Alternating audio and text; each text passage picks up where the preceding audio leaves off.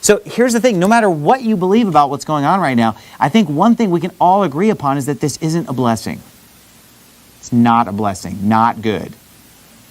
Because, you know, there's obviously a punishment that's happening to us as a nation right now. Now, who's responsible for it? Who is it? Is it, was this thing invented in a laboratory? Was some idiot eating his bat medium rare? What was going on to create that? Was this thing a plandemic? Was this thing just a scam that was planned to take away our rights? Or is this actually, is it the Chinese fault? Is it their communist regime that allowed this thing? Is Trump mishandling all the different opinions that get thrown around, all these different things?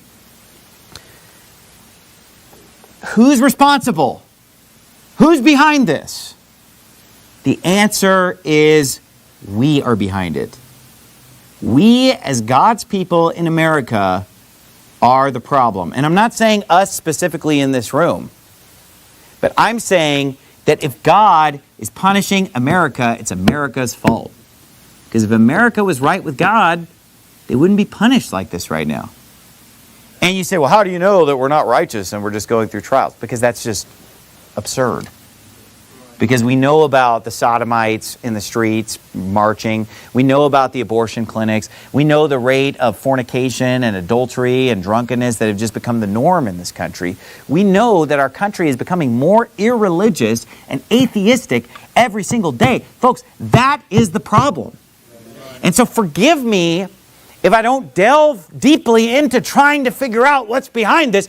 I already know what's behind it. Our sins as a nation are the problem, period. No one will ever talk me out of that. No one will ever convince me. It's like when I got up and preached that AIDS is a judgment of God on sodomites and on people who tolerate sodomites. And you know what people said? No, Pastor Anderson, because AIDS was invented in a laboratory. And they sent me to some conspiracy theory about how HIV is invented in a laboratory. Folks, so what? I'm not saying I buy into that wild-eyed theory. But let's say for a minute that that's true. So what? The point is, a disease came and killed a bunch of homos in the 1980s. And it's still a disease, even to this day.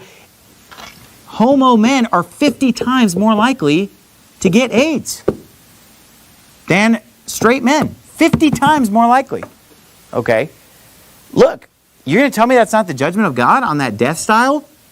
So, where did it come from? It doesn't matter. What matters is people are punished for their wickedness, okay? A wicked nation loses freedom. A wicked nation loses prosperity. A wicked nation gets punished. That's what's happening right now. So that's one thing that everybody should be able to agree on. I'm not going to just get all excited about saving. We got to save America. We got to save America from this punishment. Folks, the way to save America from this punishment is to stop doing the sins that are bringing the punishment. You can't just sit there and say, well, we're going to remain wicked. We're going to keep on sinning, keep on ignoring God, keep promoting atheism, keep on saying that there is no God and worshiping the creature more than the Creator. Just keep on with our lascivious lifestyle, and that somehow we're going to find some political solution to this. Or we're going to somehow do a protest, or we're going to have some kind of a rally or whatever. You know what? I'm not interested. I'm not interested in trying to stop the judgment of God on our country, because the judgment of God on our country is due. Right. Now, you say, you want God to just judge America? Look, I want God to spare America because America gets right with God. But if America is not going to get right with God, how can I sit there and ask God, oh God, can you just let us keep on doing the wicked things that we're doing without a punishment? I mean, that's kind of a weird prayer, isn't it?